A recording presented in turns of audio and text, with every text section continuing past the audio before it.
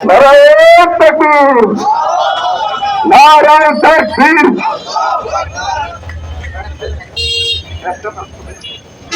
নারায়ণ তাকবীর, নারায়ণ তাকবীর। বিশ্বের মুসলিম, আমেরিকার কালো হাত, ইসরায়েলের কালো হাত,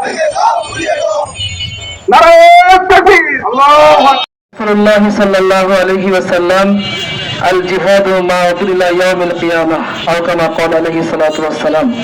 সম্মানিত হাজির, আপনারা অবগত আছেন রাসূল পাক সাল্লাল্লাহু আলাইহি ওয়াসাল্লাম বলেছেন, আল মুসলিমুনা কাজাসাদিন ওয়াহিদ, হই আমরা মর্মাহত হই। প্রিয় হাজিরিন, আপনারা অবগত আছেন পশ্চিমা শাসক গোষ্ঠী ইসরায়েল এবং যুক্তরাষ্ট্র সারা পৃথিবীর মুসলমানদেরকে তারা তাদের গোলাম করে রেখেছে।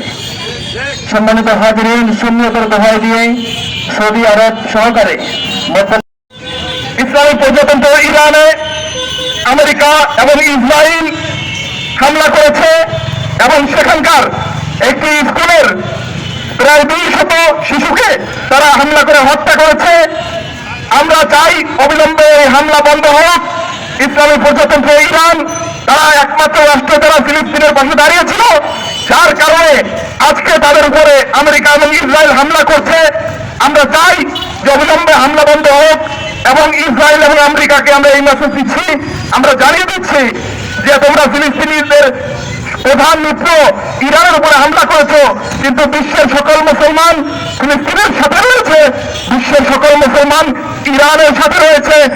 ইনশাআল্লাহ ইরানের বিজয় হলেই হবে। ইনশাআল্লাহ একদিন